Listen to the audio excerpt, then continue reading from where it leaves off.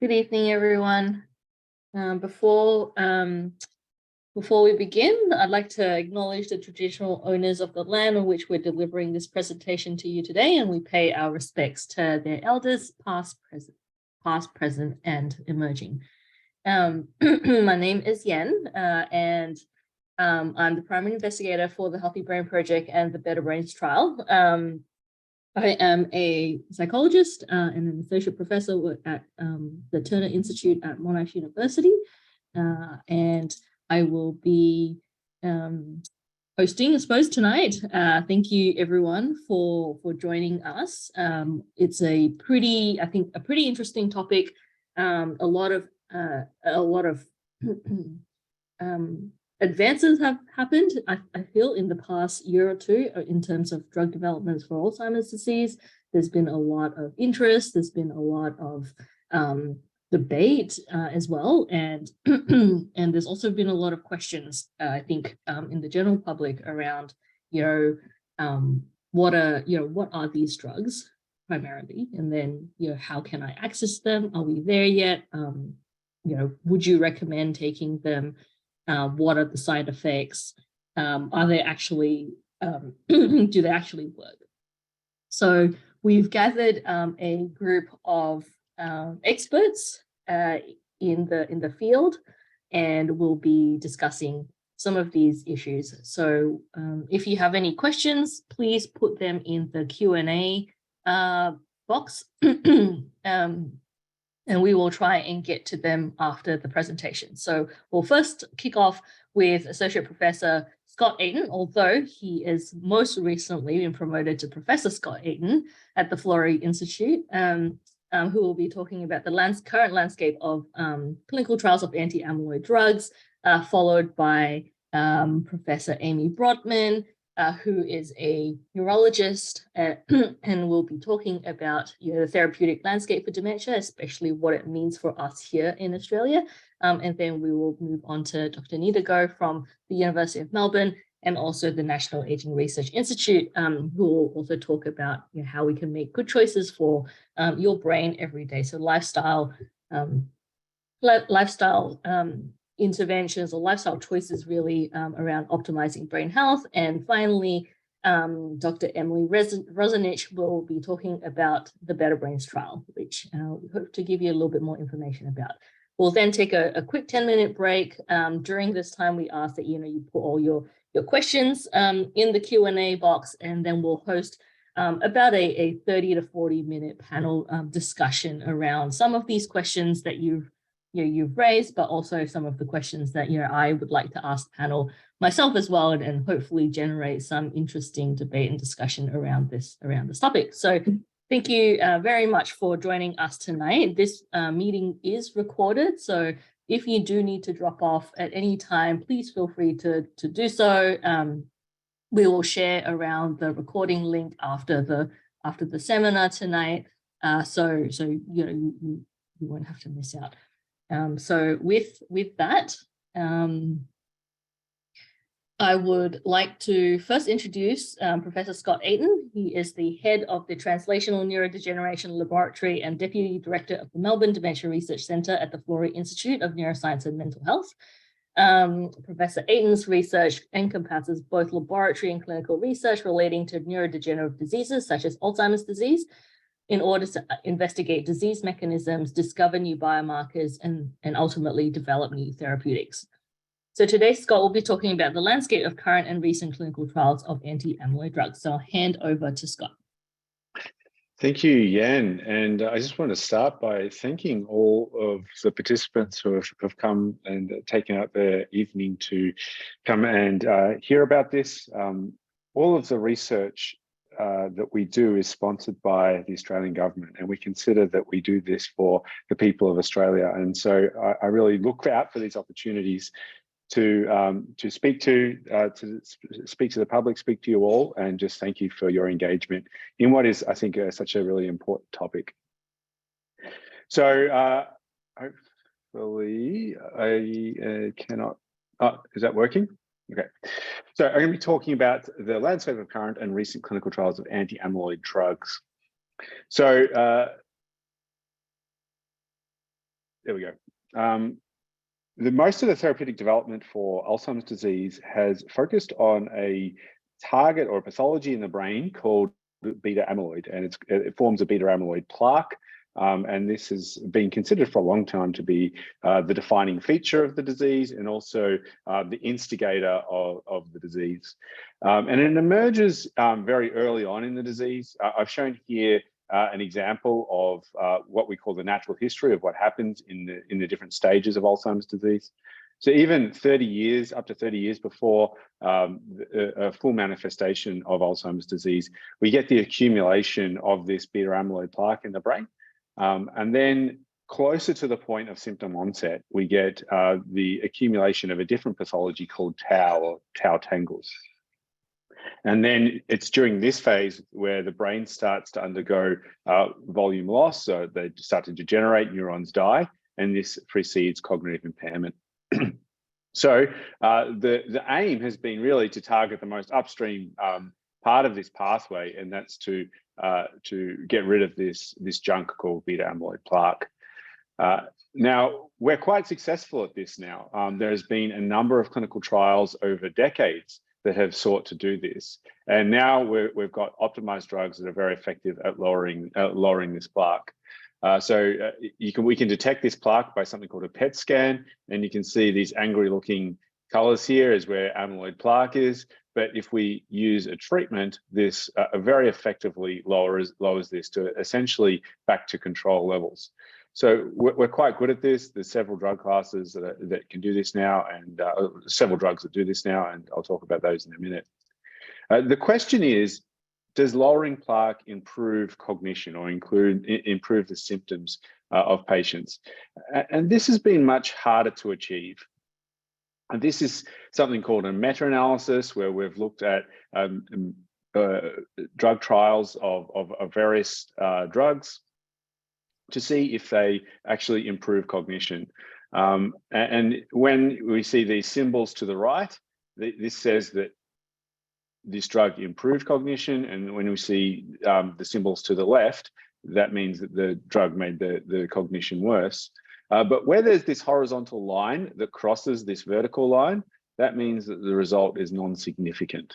Or that means that that change isn't to a point where we have got a high degree of confidence that it is actually a benefit. So this is something called a meta-analysis. It's quite an authoritative way of assessing whether a drug class works.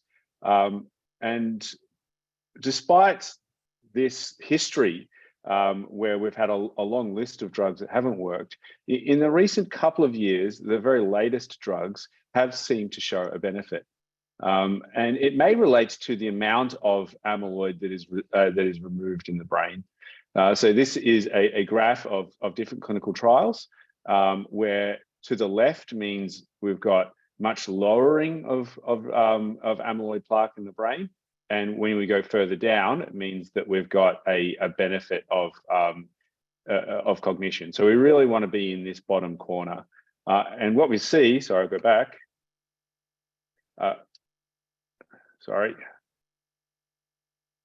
What we see here is that the drugs that seem to lower amyloid plaque a lot are also the ones that seem to have an effect on cognition. So maybe what we've learned is that we need to substantially lower plaque to improve cognition.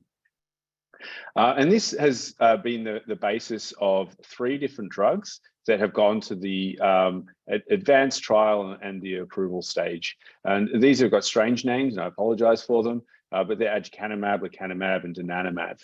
So aducanumab was the first of these drugs. It received a provisional approval in the USA, but that was rejected in Australia for approval, as it was in most other jurisdictions. I'll talk a little bit about that in a moment. The next drug, which is more promising, is called lecanemab, and this has received provisional approval in America, and it's about to be considered for full approval in June. In Australia, this is under consideration, as it is in many other countries in the world. Donanemab is a drug that has shown great promise, and it's currently in advanced clinical trials, and it may be going through the regulatory approvals quite soon. So firstly, aducanumab, these are the results from the clinical trial. On the going up on this y-axis is associated with worse cognitive outcomes. And you can see that over time, and these are two different trials, one's called 301, one's called 302. In both clinical trials, all patients got worse. In study 301, there was no benefit of drug shown in magenta and blue here compared to placebo. These are all very similar result. In study 302, there was a bit of a benefit of these two drugs. So this is placebo is worse than the other two drugs. But this result was really highly controversial, and we still don't know whether this was a true result. So it got approval in America, but nowhere else has any regulatory agency approved aducanumab based on this result. Donanemab is another drug that's currently in clinical trials. This is an early stage clinical trial which did show an effect. And you can see here on this occasion, going down means worse cognition. And you can see over time, placebo, they got worse, and donanemab got slightly less worse. Again, this result is not a large effect. Perhaps it might be delaying the progression of the disease by about 6 months or between 3 to 6 months. But the result was not particularly strong, but it does have promise, certainly. Lecanemab is the drug which is in the most advanced stages now. It's currently undergoing full approval in America, and it's currently being considered in Australia. And you can see here, this is the trial results. Going down means worse. Placebo continued to progress, and lecanemab there was this shift in decline. It's around a 27% improvement in that period of time. So that's promising. That's generated a lot of excitement in the field, but we really should take this in context. How much do we mean when we mean a 27% reduction in decline? This is actually a zoomed in figure. If we zoom out and look at what this scale is that we're looking at, this is a control individual, and this is someone with severe dementia. And you can see that what we've looked at here is just a very small snapshot. And while this is a slowing of lecanemab, the effect here is really quite modest. And it can only be quite modest because the trial was not very long, but we still need to have more data to determine if this drug is going to have long-standing benefits. So really the question is, does anti-amyloid drugs alter the trajectory of decline, and is this sustained? So for every year thereafter, do we get accumulating benefit, or does what we get does it look like this, where we get a boost in cognition and then thereafter we don't get any further benefit to lowering amyloid? This we can't really know yet. But it will be really critical to determine the likely benefit of this drug when used in the community. We really need to have longer term trials and to test this in the community for years and years before we really can be able to determine this. So just to show this in another way, this is the cognitive scores in people along the time frame of dementia. So this is over a 20-year period, going from cognitively normal to advanced dementia. And when we go up, in this case, it means we're having worse and worse dementia. So that's the scale of cognitive data. The clinical trial that we looked at this small section right here. And you can't really see it here. The black line is placebo, and the green here is what the predicted benefit is 27% difference in decline. So it's a small benefit in the trial, but does that lead to sustained benefit over time? And this is a model of what it would look like if there was a sustained benefit. The green is what it would look like in the best case scenario, that there was this greater benefit over time compared to turn to the placebo in black. And if we draw some lines on this, that's approximately a 1 year of benefit or delay from going from mild dementia to moderate dementia. These are all very much approximates what I'm presenting to you right now, but it does give you an impression of the potential benefit of these drugs. This is probably what we consider a best case scenario, or something that's more optimistic. We can see that patients still seem to deteriorate when they're on the drug, but maybe this will give them more time. But we don't know. Honestly, we really need to have more information to be able to determine whether this will lead to a sustained benefit, or will this be something that's only transient. So the three drugs all within the same class seem to have a similar effect. The benefit is small within the trial, but we don't know if the benefit will increase over time or remain the same. And this is going to be crucial to determine the uptake in the community. But what about safety? The biggest concern on these drugs is something called amyloid-related imaging abnormalities, or ARIA. And this is an MRI, and patients get this abnormal appearance on MRI, and there's two different types. And depending on the drug, this occurs between 15 to 30% of people. Most of the time, this is asymptomatic, but the long-term effects of this, side effects of this, are just not known. So it could be okay, or it could be something that we need to be concerned about. It can be bad. So in clinical trials, ARIA has been severe and has required hospitalization. And there is a genetic association that makes some people more at risk of this. So this is something we are concerned about. It's going to be something that we're going to have to manage if these drugs are approved. And we don't yet know whether this is going to be limiting for the therapy as well. Another paradoxical finding is that these drugs actually increase the volume changes that happen in the disease. So in Alzheimer's disease, you get an enlargement of something called the ventricles. This is the space that occupies is dead space within the brain. There's where you don't have brain tissue. And so in Alzheimer's disease, this enlarges because the neurons surrounding this die. Now, actually, these drugs actually increase this to a greater degree. And we don't yet know whether this is associated with accelerated neurodegeneration that occurs in the disease, or if this is representing something else. This is something that we need to do further research on, but it may impact on what we consider the safety of this drug. And we've also found that this ARIA, or this change, is highly related to this volume change. So this is something that we need to watch out for. We don't yet know if it's going to be a challenge, but it's something that we still need to learn from. Even if the drugs are approved, we still need to learn in the community how this may impact on patients.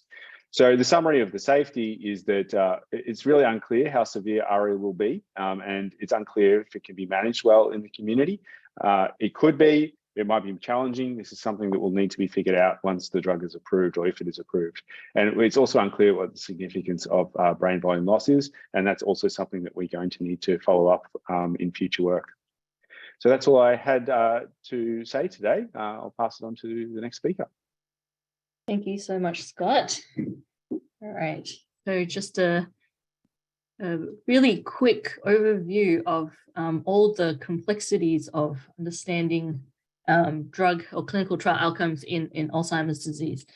So our next speaker is Professor Amy Brodtmann. Professor Amy Brodtmann is a stroke and cognitive neurologist at the Royal Melbourne Hospital, Austin Health and Eastern Health, and is also a clinician researcher at the Victorian Heart Institute at Monash University, and was previously based at the Florey. So her research focuses on the links between stroke, vascular risk factors, and neurodegeneration, with an interest in imaging brain network degenerations following stroke and the diagnosis and management of focal onset dementias. So Amy will be talking to us today about the therapeutic landscape of dementia. Amy, over to you. Thanks, everyone, and thanks so much, Yin, and thanks, Scott. So I've made this talk a little iterative. I'm going to go cover some of the ground that Scott's just spoken to you about, but I just wanted to talk to the team out there about where we're at, how we treat dementia patients at the moment with the few pharmacological therapies that we have, and then maybe just talk a little bit about what's on the horizon, because the questions that I always get, Emily, next slide, or can I do it? Great, thank you. Oh, thank you. My disclosures, which are important. So I have served on the scientific advisory board for ASI, Roche and Biogen. And oh, goodness me. Emily, they seem to just be whizzing through. Are you able to go back? I'm not quite sure. Maybe I did a timed thing. Sorry about that. And I also am a Dementia Australia Honorary Medical Advisor. Next slide, please. So what I'm going to talk to you about is the current state of treatment, then answer the question, how soon can I get that pill? Because as Scott alluded to, we're not quite sure. What else is on the horizon, and what can you do now? Which is an intro really to what Dr Anita Goh is going to speak to you about. Next slide. So what's available now? So I think it's important for people in the audience to understand that we often talk about symptomatic versus disease-modifying therapies. Now, the drugs that Scott was just talking to you about are all disease-modifying therapies, hopefully. They're going to slow down the progression of the disease, or hopefully one day stop it. We also mostly, in most conditions, talk about symptomatic therapies. If you've got asthma, you take a puffer, which gets rid of some of your symptoms at the time, but it doesn't stop you from having asthma. You'll still get it. So symptomatic therapies help with the symptoms that are apparent at the time. There are available therapies for dementia symptoms, and we've actually had them for over 2 decades. And we use medications that actually can help boost attention and help with communication. They're pretty standard therapies in Alzheimer's disease. There's a number of drugs, some of you might have heard of them, things like donepezil, rivastigmine, galantamine, and memantine or memantine, which is often prescribed for more advanced dementia. And we've had these for, as I said, more than 20 years. The trials were all done in the 90s. There's also some evidence that a nutritional supplement called Suvinate helps, which surprises some people, but we know that this, optimal brain health does slow down the progression of most brain conditions, including Alzheimer's disease and other dementias. And so perhaps it's not so surprising that all the micronutrients in Suvinate would help. The other thing that we do use, and I'm not really going to discuss this today, is that we often use medications that were designed for people with psychotic symptoms, people who have schizophrenia or have conditions where their thoughts become abnormally disordered. And we use those drugs that were developed for those conditions to help with some of the psychotic symptoms of dementia. Now, in early dementia, people don't tend to have these, but certainly in people in the more severe stages can have hallucinations and delusions and become quite agitated. So those medications, even though we try not to use them as much as possible, we still do need to. The other thing that I'm not going to discuss today, because it's just not in the scope of today's meeting, we're talking about future therapies, is the mainstay of treatment for people for behavioural and psychological symptoms of dementia, which are not drugs at all, which are behaviours and learning to redirect people, manage them in a way that is, if you like, very humane. Next slide, please, Emily. So these drugs that we've got at the moment act on 2 major receptors in the brain. One's a neurotransmitter called acetylcholine. It's essential for brain function. So the drugs that we've got at the moment try to boost it, try to prevent its breakdown, and they actually are very useful in the early stages of people with dementia. The other drug that is probably less efficacious, but is quite useful in people for communication when they're quite severely impaired, is memantine or memantine, and that actually stops a chemical in the brain called glutamate, and we think that might actually cause the brain to be more excitable. So one is boosting brain function via boosting a neurotransmitter. One is trying to reduce the toxicity or the excitability of the brain. So we block it. Next slide. I suppose the big question in terms of the landscape is, how do we tackle the underlying cause? And I think that one of the things that, Scott started by talking about 2 of the proteins that are associated with Alzheimer's disease. But don't forget that that's just one form of dementia, and that those proteins are actually not necessarily being affected in people with Parkinson's disease or dementia with Lewy bodies. People with frontotemporal dementia have different proteins that are being deposited in the brain. And there's also very strong evidence that it's nothing to do with the proteins, that there are actually underlying neuroinflammatory processes that are driving the degeneration of the brain. So there's multiple causes. Next slide. I think that what I really wanted to emphasize is that there have been very older concepts of dementias when we think about what is causing people to have brain degeneration. And we've really in the past put things into very neat little boxes, that people have some memory loss early on and then develop Alzheimer's disease, they have a stroke and then they have vascular dementia, etc., etc. But we now know that in fact there's a huge overlap. Next slide, please. And then, in fact, the current conceptualization of dementias is these overlapping Venn diagrams, if you like, with the proteins that are in Alzheimer's are also seen in people with Lewy bodies. I saw there was a question about whether or not there's amyloid plaque in dementia with Lewy bodies. Yes, absolutely. It's a very common co-pathology. People can have vascular pathology, and in fact, vascular pathology is really common in Alzheimer's. So you can see that the landscape is getting a little bit blurred here, because we're not just talking about one protein, one pathology. We're talking about a lot of things going on in the brain. Next slide. I think that I always put this slide up when I talk and give talks to my scientific colleagues, and it's from a study that was done some years ago, but I just put it up to show that in people who were diagnosed with Alzheimer's disease late in life, as well as being cognitively normal, they can have all these different pathologies in their brain. They can have hardening of the arteries, big and small. They can have Lewy bodies, which we normally see in Lewy body dementia. They can have other things going on, like they can have strokes we don't know about. And all of these pathologies can be exhibiting in the brain. So when you were puzzled looking at Scott's slide, thinking, why do they continue to get worse? It's probable that there are other drivers for this degeneration. Next slide. So the issue about that, and why I sort of harped on about that for a couple of minutes, is that the landscape of disease-modifying treatments is going to be difficult, because drug companies clearly love a druggable target. Therefore, most of the current therapies target one pathology, the ones that you just heard about from Scott. There's 2 licensed therapies at the moment in the States. And as Scott said, the first aducanumab hasn't gone on to apply for licensing fully in Australia, but the second is under review. And if it's approved, it could be available between November this year and July next year, if it's approved. We don't know, although, and I think it's fair to say that our TGA is a very different system to the FDA in America. The third medication that Scott also mentioned, donanemab, is going to have the results for their bigger study at the end of this year, but it's already applied for accelerated approval in the USA. So I think that the same thing's going to happen here in Australia.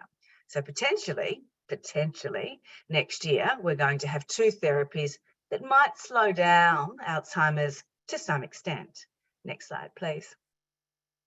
But what I think that the therapeutic landscape and the people within it and research are now saying, well, there's a whole pile of other targets that we're going to be thinking about. These therapies, we're probably going to be having to think about multiple therapies for someone who has an established dementia syndrome. I can say that there's a lot of activity in this space for another condition that causes brain degeneration that many of you would have heard about, motor neuron disease, or it's called ALS in the States. A drug has just been approved last week in the USA, and this is actually a genetic therapy, if you like. And this is following the train of a whole pile of genetic therapies that have been shown to be of use in other degenerative conditions. The most famous one was something called nusinersen, which is for little babies who have a particular degenerative spinal muscular atrophy. And there's lots of these types of drugs in trials for genetic brain diseases. Next slide.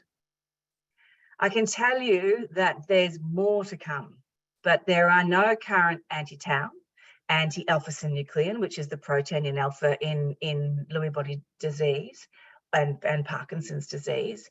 No anti-TDP43, which is the protein in lots of people with frontotemporal dementia, some people with Alzheimer's disease as well. We don't have those drugs yet approved, but there are current studies in the works to reduce brain inflammation, which is believed to be driving some of the degeneration, to improve the blood supply to the small vessels of the brain, which we know is affected in people in Alzheimer's disease. There are drugs that are targeting specific genes that are associated with rare or specific forms of dementia. There's actually 3 therapies for a particular gene mutation in people with frontotemporal dementia. There's 1 for another gene, and there's a lot for many, many other of the rarer causes. There have been many failures, but I would just say that the brain is the most complex system in the known universe. This is just a figure from some of the targets for some of the different sites that we are thinking about when we do mapping of brain systems. Next slide. So I always come back to this, and this is going to be what Dr. Goh is going to talk about. What can you do now? So there's lots of things that are going to be slowing down this condition, but you can do a lot right now. We know that many of the dementia prevention strategies can slow dementia progression when people have that. So not only can they prevent you developing brain deterioration, but they can slow down the progression. I talked about nutritional supplements before. You have to have stroke and heart health. So I've put up the Life's Essential 8, which is what the American Heart and American Stroke Association are strongly promoting. The thing that this doesn't mention is that we know that obviously our brains are more complex than our hearts, and we need stimulation socially, and there's very strong evidence for wearing your hearing aids. So if you've got hearing loss, you need to wear your aids and actually get out there and get engaged, which can reverse some cognitive symptoms, and stay socially, mentally, physically and spiritually active. Over to Anita. Thanks a lot. Thank you so much, Amy, for that excellent summary. So our next speaker is Dr. Anita Goh. She is a clinician and a researcher committed to optimizing health, well-being, and quality of life in aging. Dr. Goh's award-winning research focuses on cognitive health, mental health, and quality of life in aging, with a specialization in dementia. Her work focuses on knowledge translation and engagement, bridging the gap between acquisition of knowledge and implementation into practice and policy. Today, Anita will be talking to us a little bit about how we can make good choices for our brain health. Thanks, Yen, and thanks, Amy, for the perfect segue into what I'll be talking about. So really, I'm excited to be here to talk to everyone here today, to try and talk to everyone here about what we can do to make our brains happy today. So whether or not you're as normal and your brain is doing what it always has done, or if you're starting to notice some changes, or if someone has cognitive impairment as well. So no matter what stage your brain is at, just kind of making it as happy as possible and future-proofing it as much as possible against things we can future-proof it. So let me request control.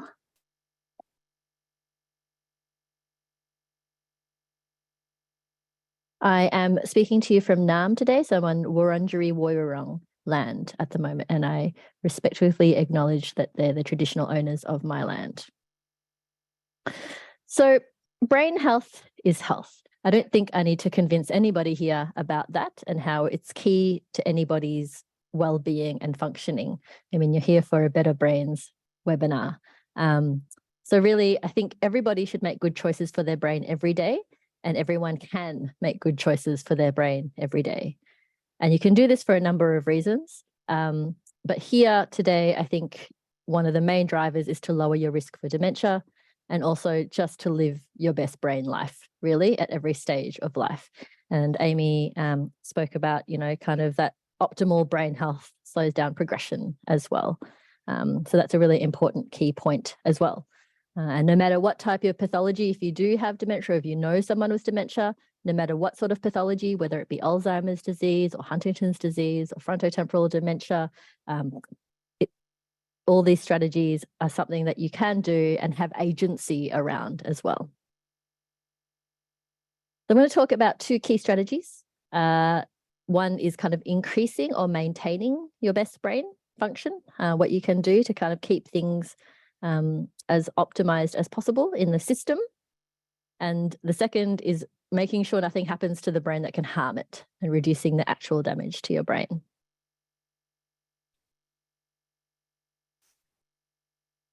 So in terms of increasing or maintaining your brain function, these are some strategies to think about every time that you wake up for your day. So sleep is really important. And so there's a big area of research studying on kind of what does sleep do for your brain. So at the moment, it's really, the theory is it's like a big clearinghouse for your brain. And there's a system that's called the glymphatic system, which really, when you're sleeping, that's the time where all the things in your brain get flushed away. So the things that Scott was talking about, all those proteins that your brain doesn't like that can be toxic to your neurons or your brain cells, sleep is when all that stuff gets flushed away and you're optimizing your brain with as much sleep as you need. So we don't know, there's no one size fits all approach for that. Typically people say 6 to 8 hours, but really wake up feeling refreshed. Diet and nutrition is a really important strategy as well to kind of live your best brain health. And I think, Amy also mentioned this with the Suvenaid conversation, and the micronutrients and the macronutrients your brain needs. And this, follows on from just having a healthy system, cardiovascular health, reducing inflammation can only be good for your brain. And this loads onto the physical activity piece as well. So unfortunately, we know that many people don't get enough physical activity and not the required guidelines that are recommended. So the current recommendations is 150 minutes of, heart invigorating exercise per week, or 30 minutes a day, or however you choose to chunk that up in your day. So that is good for your heart, is good for your brain. And I do say that a lot is, what's good for your heart is good for your brain.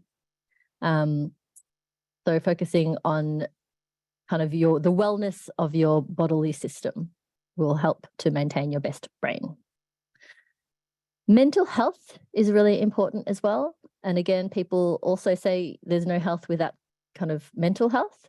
And this is, kind of trying to treat or avoid kind of significant mental health issues like depression, anxiety, stress, psychotic disorders. So seeking help early if that is an issue in people's lives, or maintaining resilience to those things. And there are delicate associations between depression and dementia, anxiety and dementia, and stress and dementia. So not causative. So for example, if you have depression, you're not 100% going to get dementia. It's just a risk factor. Cognitive stimulation is really important in terms of use it or lose it.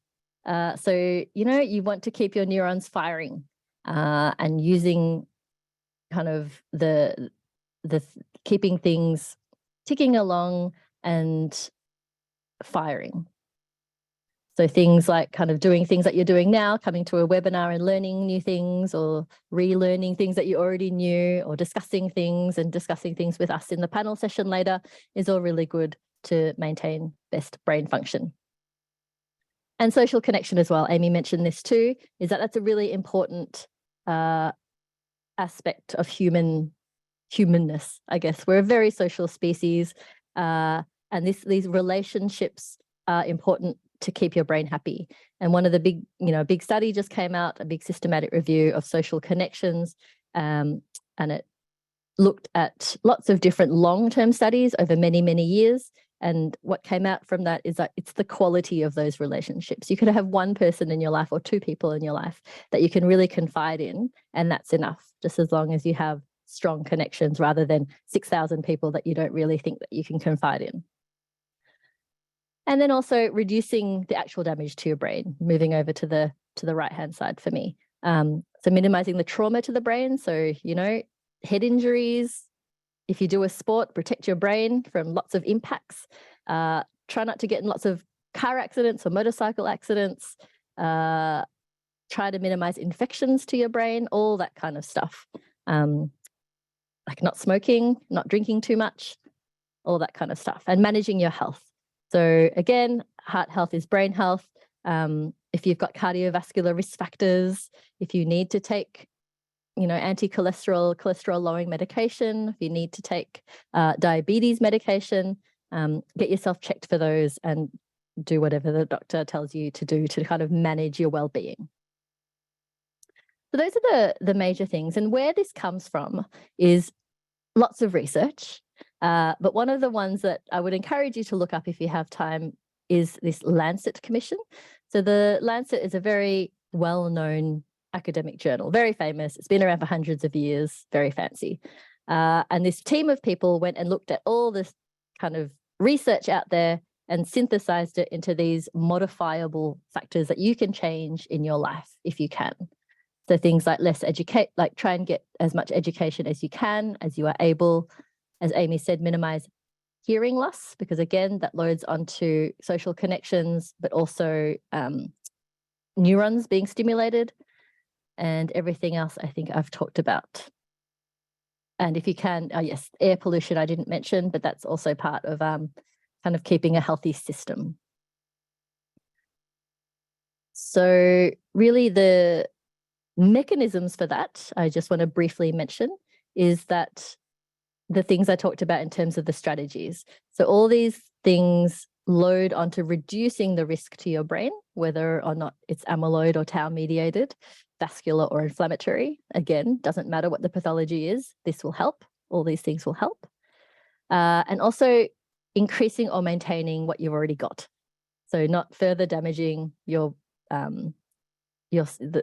capacity that your brain has in this very sensitive and amazing processing system that we have, will all load onto keeping your brain functioning in its best state and preventing dementia or even slowing down the progression.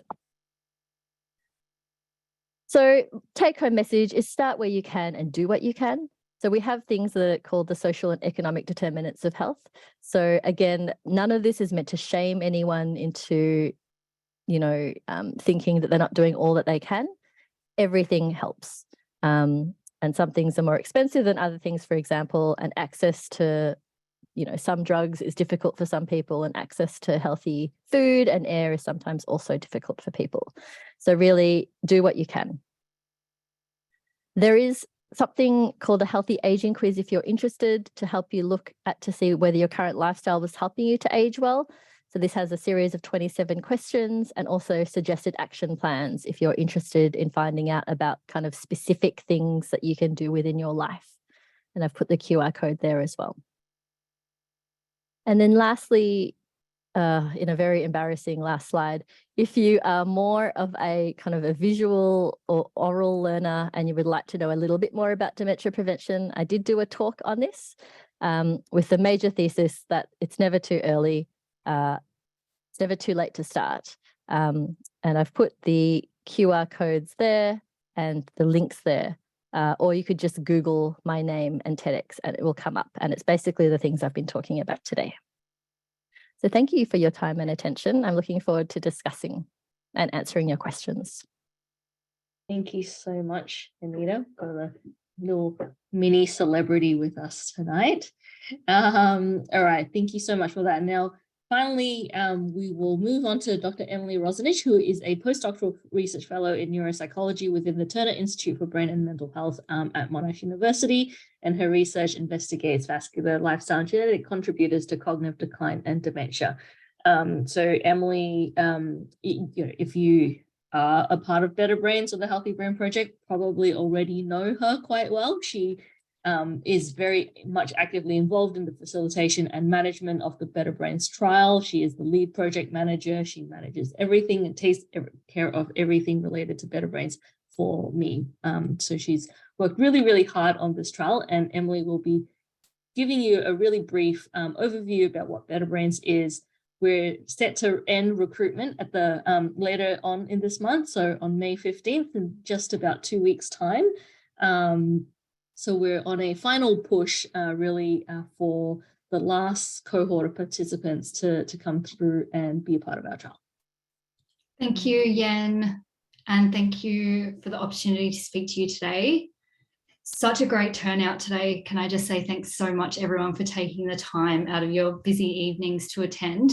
So again, thank you, Anita, as well, for the kind of perfect segue into our presentation about better brains. So as you would have just seen, there are scientific research has identified multiple risk factors for dementia that we are, able to change to some extent through making changes to our behaviours as well as our lifestyle habits. So in light of this, there's been multiple large-scale trials developed all across the world, from Europe to the US, Australia, investigating whether modifying those risk factors for dementia can actually delay or prevent thinking and memory decline, as well as progression to dementia as we age.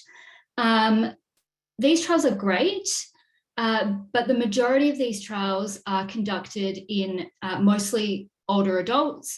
They're very expensive to kind of conduct, and they're actually not very personalised to what the individual person kind of wants, needs, or what their individual circumstances are. So they do tend to take more of a cookie cutter, one size fits all approach. That's just a little bit more prescriptive when it comes to, I guess, the strategies that people can implement in their daily lives to actually try and reduce some of their risk for dementia, rather than, as Anita said, kind of meeting people where they are. So this is the context in which Better Brains was really developed. So as a lot of you here today will know, Better Brains is a randomized controlled trial that aims to assess whether a personalized lifestyle intervention program can actually delay thinking and memory decline in middle-aged adults. So people who are aged between 40 and 70 years old, and all of these people have a family history of dementia as well. We do try and target or assess and target 4 different domains. We call them domains of risk factors that relate to different aspects of a person's health or life.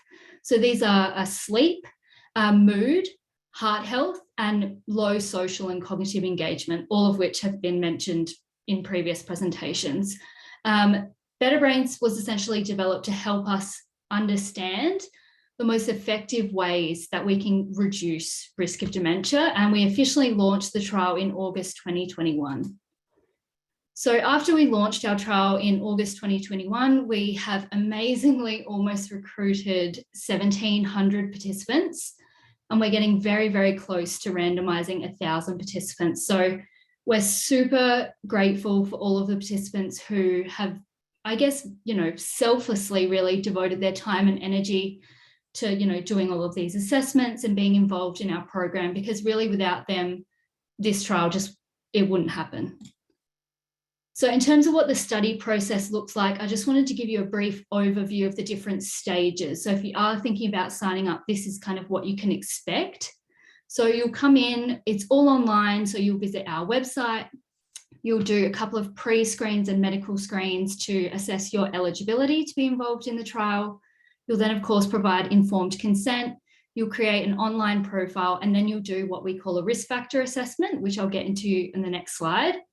After that, you'll do a baseline assessment where we ask you a bunch of questions about things related to your health, your family history, your lifestyle, things like that. And then after you've done that, you'll be randomized, which is a process pretty much equivalent. It's computer generated, but it's equivalent to flipping a coin. So there's a 50-50 chance that you could be placed in the intervention group, where you'll receive a personalized lifestyle intervention program. You'll get one-on-one health coaching with an allied health professional, as well as some education about cognitive aging and dementia more generally. Or you'll be put in our control group, where you receive the monthly educational blog post about cognitive aging and dementia. And I cannot stress enough as well how important this control group is to this trial. We need to be able to compare our intervention to something. So the control group really does form kind of the crux of this trial as well. After that, you will do, after 12 months of either intervention or being in the control group, you'll then proceed to do an assessment at 12 months and another one at 24 months, so we can see how you're tracking. So the risk factor assessment is quite comprehensive. We'll ask you a lot of questions to assess different risk factors across those 4 domains that I mentioned earlier. So we'll ask you about your heart health, things like high blood pressure, cigarette smoking, and how physically active you are. We'll also ask you about your sleep, so whether you have any symptoms of insomnia or obstructive sleep apnea, as well as, reporting excessive daytime sleepiness. We'll also ask you about your mind. And what we mean by that is how socially and cognitively engaged you are with the world. What things are you doing to kind of stimulate your brain? Do you speak multiple languages? What's your level of education? Things like that. And then we'll also ask you about your mood. So any depressive, anxiety, or symptoms of stress. And in terms of what your journey would look like if you are randomized to the intervention, you will first have an initial call with your coach. And that initial call really just kind of sets up what you would like to get out of the program. It also helps you and your coach get to know each other a bit better. You'll check in with each other, you'll discuss kind of the goals of the program, you'll talk about the risk factors that were identified in your risk assessment, and you'll formulate a bit of a plan. And then you'll have a follow-up call, and that's where you'll normally try and set some kind of goals to modify those risk factors.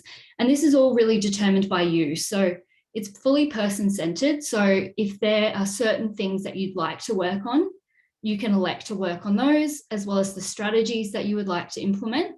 And your coach is there to kind of support you, help you find resources, help you identify barriers and enablers for you to achieve those goals. And you'll really kind of comprehensively talk about that with your coach so that they can best support you. And you'll have a minimum of 6 calls throughout that 12-month period, but you can request more as you need them. And then, as I said, the active phase ends at 12 months. So after that is complete, you'll go on to do the assessments. Other features of the Better Brains trial are that it's fully online. So we do have a website which is listed there. It's betterbrains.org.au. So if you haven't already, you can check it out, and there's a bit more information on the website there. And you can also click sign up. We do have a weekly and monthly check-in process, which just allows you to keep on top of your goals and kind of monitor how you're going with things. We do have a smartphone app as well. It's Better Brains. It's all one word, and it's a blue and orange brain, and it's available both on Apple and Android to download. And as I said before, everyone who's involved in the trial will get 24 educational blog posts about cognitive aging and dementia. And the feedback that we've had on the blog post so far is that participants are finding them quite useful, and those are sent to you via our messaging system every month. So this is just a very, very brief snapshot of some positive feedback from some of our current participants who are in a focus group recently. Obviously, there will also be a lot of constructive feedback which we can use to better the program in the future. However, I thought I'd include these here as just a bit of a snapshot of what people have said so far. So the one that I particularly liked the most was just someone commented that they were surprised by what they've tackled and accomplished over the 12 months. And I just thought that was a kind of great motivator. So in terms of our eligibility criteria, if you're aged between 40 and 70 years, we're looking for you. So that is inclusive of 40 and 70. If you have a family history of dementia, any form of dementia, whether you have a laptop or desktop computer. Unfortunately, a lot of our assessments aren't compatible with a tablet. So you will need a laptop or a PC. And if you want to make some changes to your lifestyle, remember, we will try and meet you where you're at, and small steps all add up, then you might be eligible. So as Yen said, recruitment is ending on May 15. So please visit our website if you're interested and getting quick to avoid missing out. You can email our team. We're always happy to help you. The email address is on the screen there. It's betterbrains@monash.edu. So thank you so much to our participants who are already involved. And thank you to everyone who attended here tonight. Thank you so much, Emily. All right, so we might just take a really quick 10-minute break. Please go grab yourself a cup of tea or a hot drink, something to eat. We'll be back in 10 minutes. Or if you do have any questions that you'd like to ask Scott, Anita, or Amy, please do put it in the Q&A box, and we will curate them and try and get to as many of them as possible in the next discussion section. Thank you. So we'll come back at 7:05, just clarifying that. Thanks, Yen.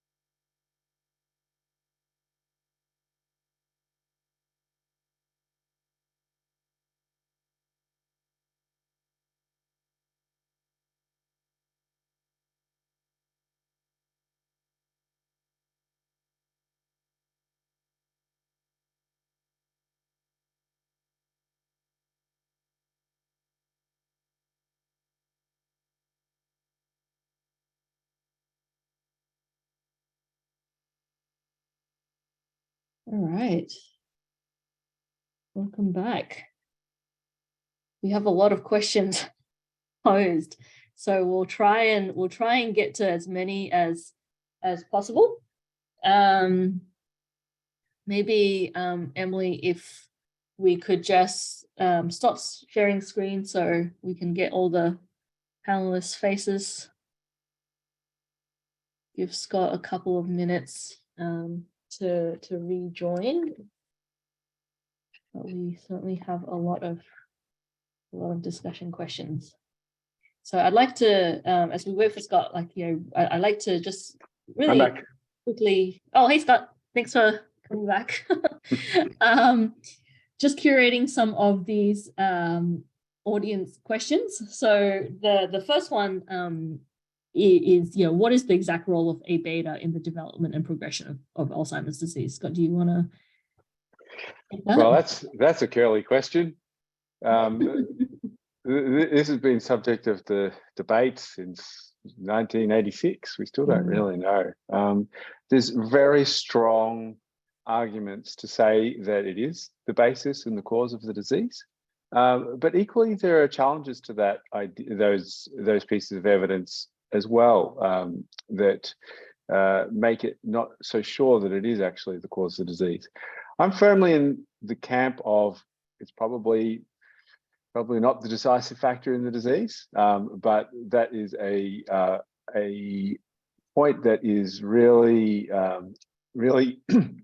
contested within the community. And so depending on who you speak to, you'll get a different viewpoint on that. For me, I think that this is an academic point, and what really matters is, can it be a good drug target to improve the lives of patients? And so regardless, I think it's ultimately a boring conversation. What's more interesting is, does lowering it improve the lives of patients? And so that's the question I focus more upon. I think it's quite reasonable that it would. I think it's a very good idea to test. We have tested it quite a lot, and I think that the benefits are not very strong. They could be okay. We still don't know. We still keep an open mind about all that.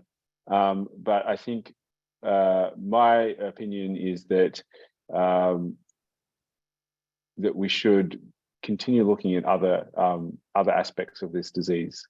It is a complicated disease, and I think it's worthwhile assessing one target, but we should look at multiple things. Thank you, Scott. I do think that trying to talk about the role of A beta probably necessitates another entire lecture on its own.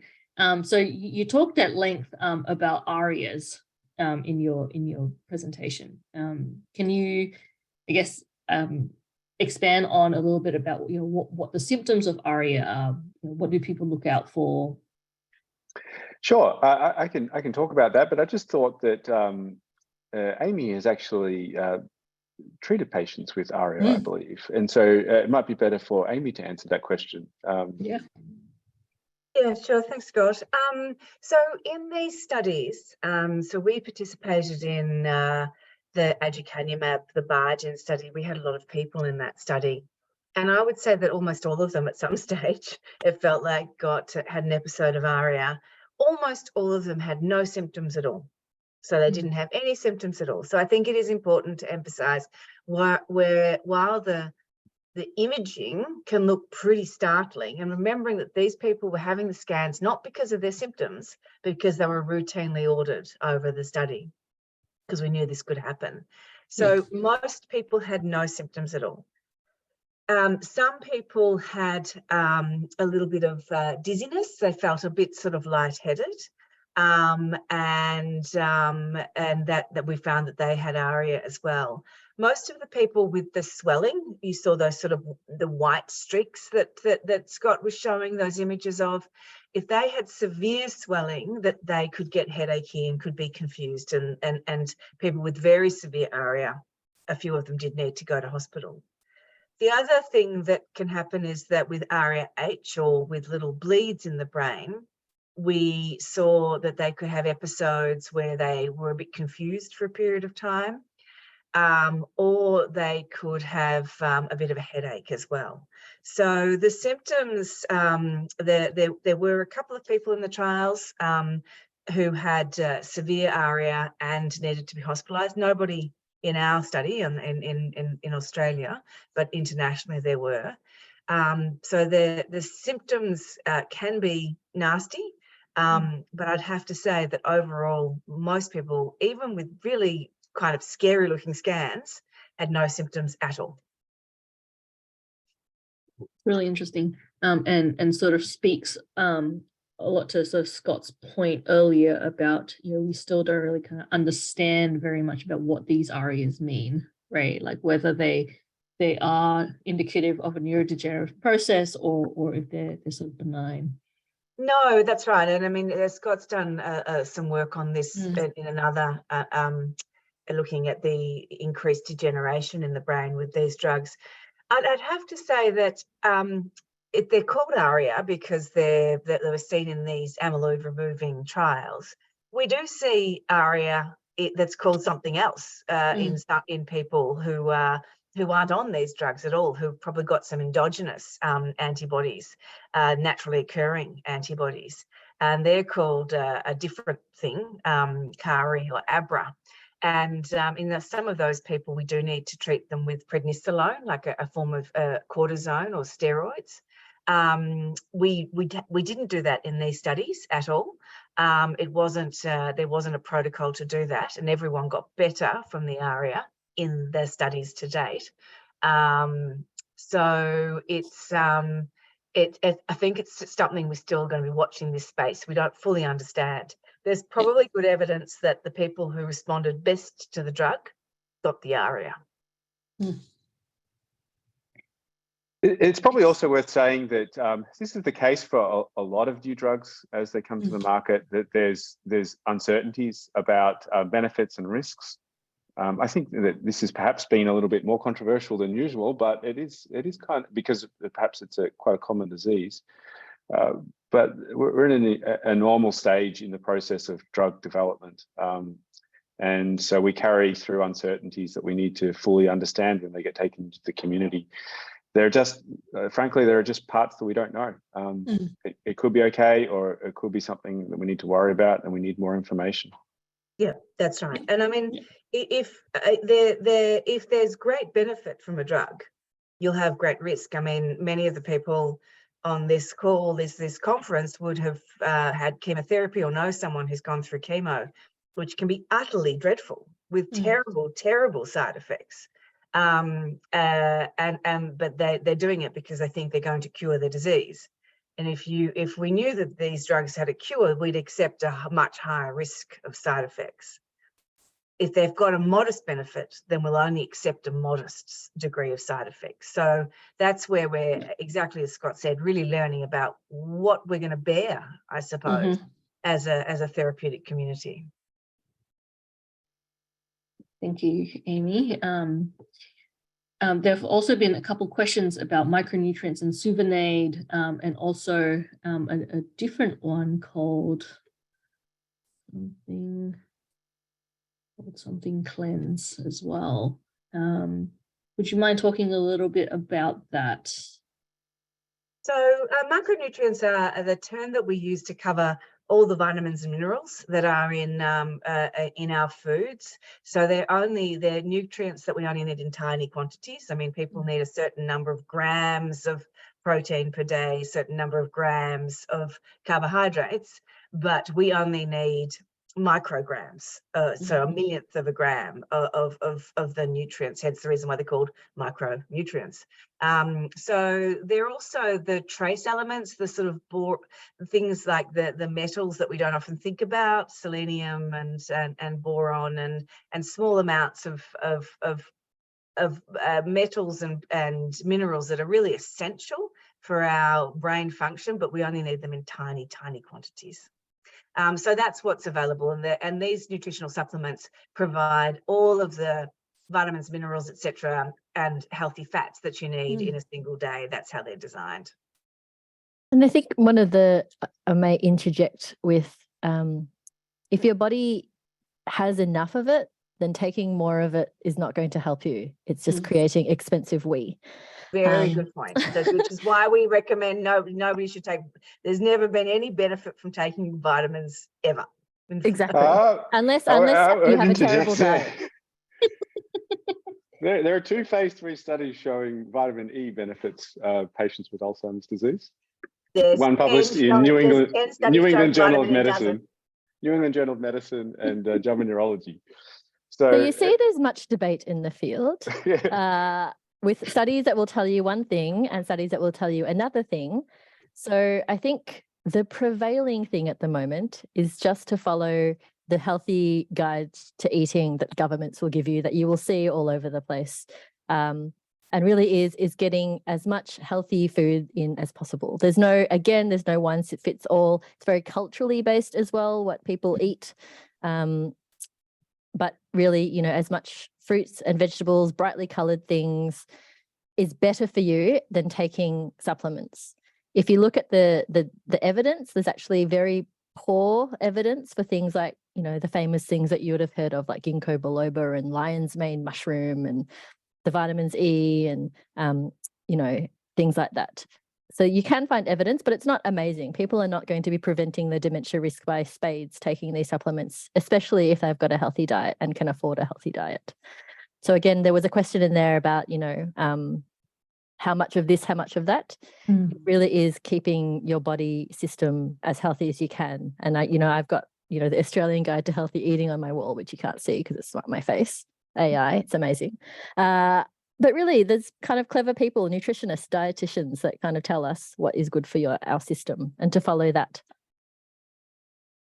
Very, very sensible advice, Anita. And I always like, talking about urine in my public talks. It's great. Pretty impressed I got that one in. Another modifiable risk factor that I think is gaining a lot of attention, and we have a couple questions about, is hearing loss. So it often comes up as a risk factor. How do we know if something is age-appropriate hearing loss? Should people start, when should people start getting a hearing aid? Should we start, getting regular hearing checks, kind of like we get regular eye checks? And absolutely, all of the above. And I think, in terms of the Australian system anyway, you can see a million hearing things in your local shopping centre, often of which are free and Medicare subsidised for people of particular ages, and not even very old people. It's really middle age and above. You can get Medicare subsidised hearing tests from your local Specsavers, for example. So really, it's never too early to look after your hearing and to get a hearing aid if you need one. And if you know anything about hearing aids, you'll know that there are government subsidised ones, which are pretty good, but then there are really expensive ones that aren't as much, you don't get as much subsidies. But anything that you can do to keep information coming into your brain is good. And it's not just information coming into your brain, it's also the social connections. I think we've all spoken about the importance of social connections, and hearing is not all of our social input, but it is an important part for people who are used to it. I completely agree with Anita, and I think that one of the things, we accept that as we get older, that our vision, for many of us, can decline, and that we become, our arms get too short when we're reading. But it's funny how there's this reluctance, obstinance to accept that as we get older, our hearing declines. Somebody posted, I've got normal age-related hearing loss. Should I get a hearing aid? Yes. Yes, and wear it. And wear it. And change wear the it. batteries. Yeah. And wear it. Yeah, and related to sort of lifestyle, I guess one of the questions that I often get from participants is that, my mom or my dad, they live incredibly healthy lifestyles. They exercise a lot. They eat really well. They're both highly educated. They're very cognitively engaged, and yet they still continue. They still are diagnosed with dementia. Can you, I suppose, explain how that might be? Does it mean that these lifestyle prevention things don't work, or what is going on? I mean, we do see this in clinics, as someone who's led a pretty an exemplary life on the surface is diagnosed with dementia. We do know there is a genetic component, there is an element of luck. That component's pretty small. When we really go into looking at those people, sometimes they've had undiagnosed high blood pressure. And blood pressure, without a doubt, is the worst thing. High blood pressure is the worst thing you could possibly do for your brain, apart from smoking. Sometimes they have, I mean, our cardiology colleagues are now understanding that there is some risk for strokes and heart attacks that we don't fully understand, that aren't captured by our current risk factor profiles, that we're, starting to look at that in greater depth. So yeah, I think that there is, I see professors and judges and very highly accomplished people in the community who develop dementia. So it's not just being clever or having access to education. There's a lot of stuff that you can do, and a lot of them are fairly basic health strategies to just minimize your risk. Nothing's going to stop you, from we can't prevent, we know that we can do things to prevent cancers, but we can still get cancer. So I think it's just a question about minimization. Yeah, and I think there's Emily, go ahead.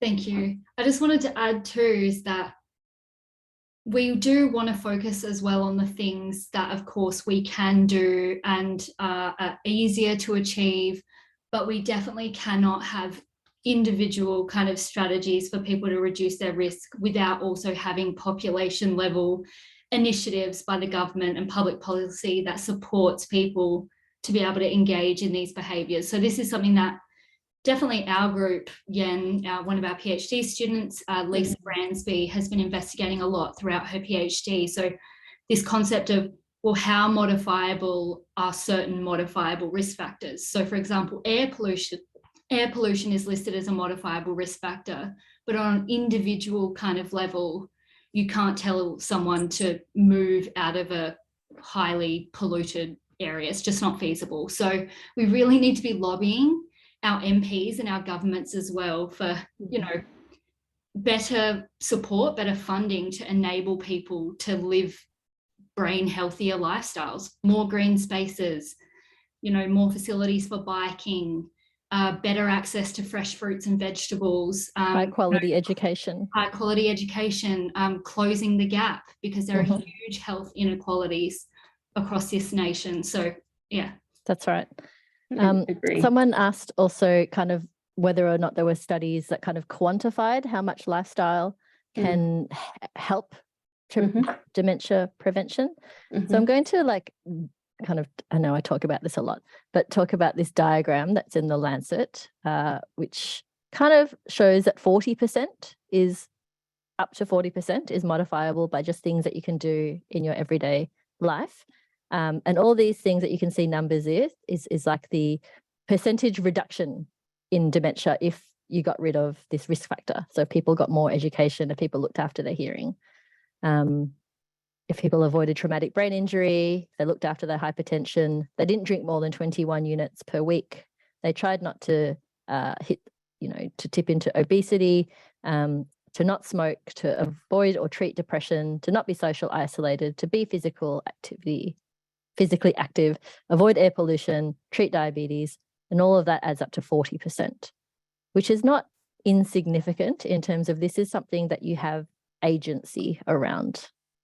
Yeah, and I have to also emphasise that that's those figures are being revised all the time. Yes. There's in the Australian statistics they were closer to 70%. Yes. So it's and I think a recent global. Yeah, and I think a recent study on tens of thousands of people from the UK Biobank also estimated around 60 to 70% as well. There's a ton that we can do in terms of modifiable risk factors, but Amy, also you mentioned a genetic component to Alzheimer's disease. And in your presentation, you also mentioned that there are certain neurodegenerative diseases that now have genetic therapies. I guess the question for you and Scott is, do you think we can expect a genetic therapy for Alzheimer's disease?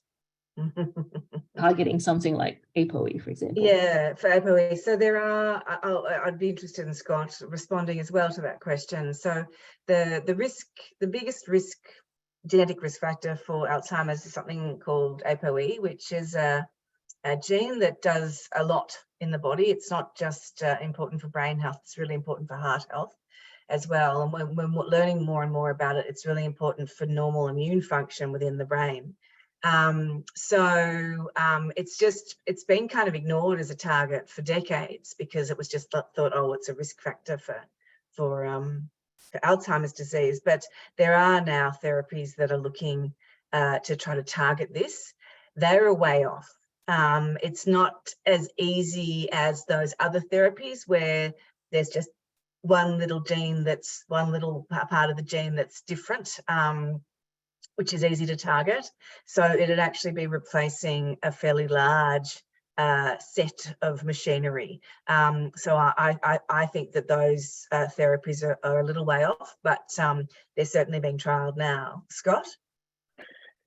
Yeah, I think that's a good summary of ApoE. I think it's a very interesting target, but it's a little bit difficult, and their work is underway. I would also say that there was a trial out even this week about tau, which is another protein. And even though this is not genetically altered in the disease, they are looking at genetic approaches to modifying tau. And so that's in a more advanced stage. But we really have no idea if this is going to be beneficial or not. We're at the very, very early stages of that, but it is actually in humans, and it has been shown to do what we expect it to do in terms of lowering tau. We don't yet know if that's going to be beneficial. And also say that we have had a genetic approach to this disease for probably decades in targeting A beta, because the two major causes of what we call familial AD, or AD which is caused by genetic mutations. They're in genes called presenilin and APP, which increase A beta, and these have been tested. So we have lowered A beta in trials of patients with these rare diseases, and that hasn't yet been effective. So there has been a genetic focus, I think, particularly for this disease, and haven't yet been successful. But that doesn't mean we're not going to be successful with different approaches. Yep. Great, thank you. Do you have any comments in relation to the study of the role of the herpes simplex virus type 1 and the association with Alzheimer's disease? Scott, do you want to start? Sure thing. I think this is a very interesting idea. I think that it's a lot going for this hypothesis. A bit of me which makes it difficult to agree with fully is that Alzheimer's disease is universally a disease of older age. There unfortunately are young people with herpes, but they never ever get Alzheimer's disease. And so that, to me, is hard to reconcile that this would be a cause of disease, of Alzheimer's disease. That is a problem to the hypothesis, but I think there's a lot of other positive reasons why this is an interesting hypothesis for why the disease occurs. But to me, it only matters if it becomes a good drug target. So if we can think of vaccinating against herpes or preventing people from getting herpes access into the brain, that would be interesting. Otherwise, we should be looking at ways that we can deal with the ramifications of the syndrome of Alzheimer's disease developing, whatever its cause is, whether it's herpes or whether it's something else. And if that happened maybe decades ago, we can't do anything about that, but we can deal with the downstream consequences by introducing drugs. And I think that the first is a more academic question. The second is a more one focused on how can we improve the lives of patients. Yep. The only thing that I'd add is that this this has become very interesting because obviously we know that the COVID can enter the brain and the proteins can actually hang around in the brain for a long time. I would just note that, you know, there's two major types of the herpes virus, and most of us are exposed to one type at some stage in our life, and so most of us had a cold sore or something at some stage. So it's a little bit like the same virus that causes glandular fever, EBV. We're almost universally exposed to it, and that's also been implicated as well in neurodegenerative disease. We still don't fully understand. It might have a component, but we still don't know. Yeah, I would say the evidence for Epstein-Barr virus for MS has been around for a while, but in the last year or two has really been convincing. And so we may or may not see something for something similar for Alzheimer's disease. But it's not so simple as I got Epstein-Barr virus, I'm going to get MS. It's a complicated picture. And it could be related to when you get the Epstein-Barr virus, because almost everybody gets it. Yeah, and it's kind of like that story of cumulative things happening to the brain that eventually may or may not result in a dementia.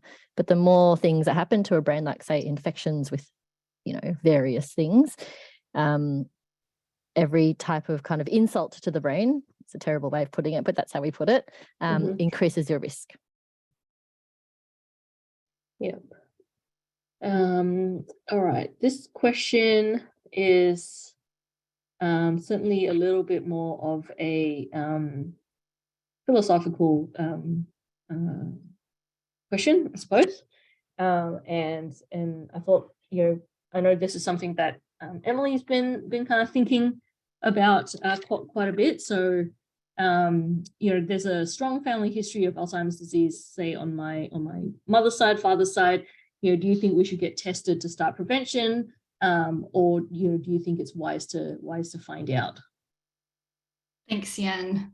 Big question, and one that we in this field are very, very commonly asked. So I think there's, you know, there are quite a few kind of ethical, I guess, implications of this, but I would just start by saying that so testing for ApoE, the gene that Amy mentioned before, can be done. It is not currently recommended, just because we don't have any kind of you know, effective or accessible disease modifying therapy or cure for Alzheimer's disease currently. So it is not currently recommended. However, in saying that, I do think that there is this kind of increasing push for people to be able to exercise their own autonomy and make their own decisions, particularly when it comes to their health. So I think it would be worth kind of weighing up the pros and cons, and that is going to look different for every individual and their family. So there has been some work, mostly done in the US, around the disclosure, ApoE testing and disclosure. Some of the common kind of benefits that are flagged by participants who've gone down this route is that, you know, finding out their genotype has actually motivated them, I guess, to kind of try and live a bit more of a healthier lifestyle. They've been able to do some financial and some life planning. But then there are also some kind of cons around this that are mostly been investigated from a very US kind of perspective, where they don't really have socialized medicine. So what are the implications of finding out your ApoE genotype for things like health insurance, life insurance, that we're only really starting to kind of now dig into, I guess, in an Australian context. So my view is that people should be able to exercise their own autonomy and make decisions about their health, but it isn't currently recommended. Thanks. It's worth saying that ApoE isn't deterministic as well. Yes. So by that I mean not everybody with this mutation is, or variant I should say, is going to get the disease. Correct. There was an Australian actor, I've forgotten his name recently. Chris Hemsworth.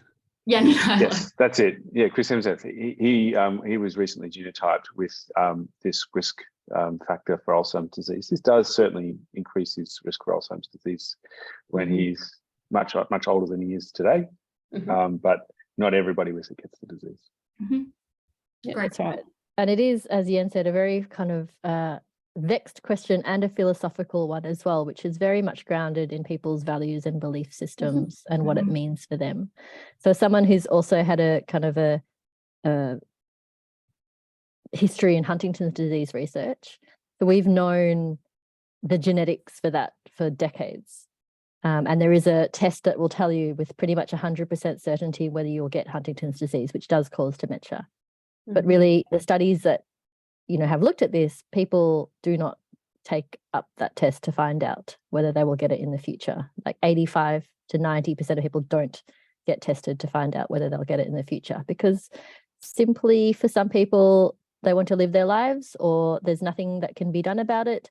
And all the disease modifying things that we've talked about is not rocket science, is, living a very healthy life, which people should probably do anyway, in keeping their system happy and healthy. It's a really good point, Anita. And I think that often, when people say, oh, I'd like to find out because then I can, make the most out of my life, or live a really healthy life. And these are things that we should be doing anyway, irrespective of what our genotype is. And it's similar in autosomal dominant or familial Alzheimer's disease, where the mutation in a particular gene does actually cause Alzheimer's disease, when 99% of people with this mutation will get Alzheimer's disease, and a good number of them don't want to find out either, because they'd rather just not. Which is totally fair enough. Yes. I think Amy has dropped off, but I think we're getting close to the end of our session anyway. I think just a clinical question, a sort of more practical question maybe for you, Anita, is, what are some of the tests available currently to establish a baseline of brain health at a certain point in time? I mean, also you can talk about this in the Better Brains context, but in terms of just if you're not part of a research trial, is, there's things that you can do, at the most high level is getting a neuropsychological assessment. But again, not everybody's going to have that, because one, it's not necessary, and two, it's extremely expensive, and three, often will give you things that you don't want to know, really. So really, I'm a neuropsychologist, and typically we do it for a diagnostic purpose. It's not something that we do as a population level, because it's not really an indication for that. But really baselining yourself with research trials, if you can, if you want to be involved in that, they will give you a good baseline. There's things like the Healthy Aging Quiz, which will give you a wee baseline as well. And then also something called the ANU ADRI, which is a Australian National University Alzheimer's Disease Risk Index, which will also give you some idea of kind of what your baseline is and what you can do. And just talking to your GP. I think we don't talk enough about the importance of primary health and having a good relationship with your GP, and not just seeing them, when things are terrible and you're very sick, but also getting kind of yearly checkups. And if they know you, they will know when things are not quite right for you, as will your family and friends. Absolutely. Thank you, Anita. There's 7 Amy Brodtmann. 7 Amy's now. Also, strategy is to clone yourself. Yeah. Dementia research Amy gets everything done. Will be even more productive with 7 Amy's. Don't even. And really quickly too, there was a question about when blood tests might be available for people. That's something there's a huge amount of research going into that right now. In fact, all of us on the call are doing research projects into this, into different contexts. There's a lot of excitement about it. They do show promise. We're currently doing the testing now to see whether it is they can be beneficial. And if they are looking good, I suspect somewhere into in the range of 3 to 5 years, we could get something in that would be used more routinely. But we've still got a bit of work to do now. We do have a lot of work to do, but I'd just like to say that, if any of you are interested in being a part of a research study that seeks to understand, the utility of some of these blood tests, please do get in touch, because as Scott said, there are a lot of us are involved well, I think a lot of us have been recently funded to do a lot of this work. So that will, hopefully kick off or start in the next year or so. Has started, Yen. And I think that's a good point, that we can't do our work without you who's Absolutely. On the call. Like, we need to know, what people's lives are like. If we're looking at biomarkers, we need people's blood or people's other biological markers, like, brain size. For me, I want to know what your cognitive function is like. So I can't do any of my work without research participants who very generously donate their time and bodily fluids and thinking skills. Absolutely. So I'd like to thank everyone here as well. Absolutely. They're willing to get poked and prodded to help us understand this disease more. And I do think that, there's a great amount of work involved in, galvanizing the public and getting everyone around you sort of engaged and interested and involved in research. And what I hope you have seen today is that, we're all very much working very hard towards understanding this disease, trying to ultimately find a cure for it, try and prevent it in the future. None of it would happen without all of our participants.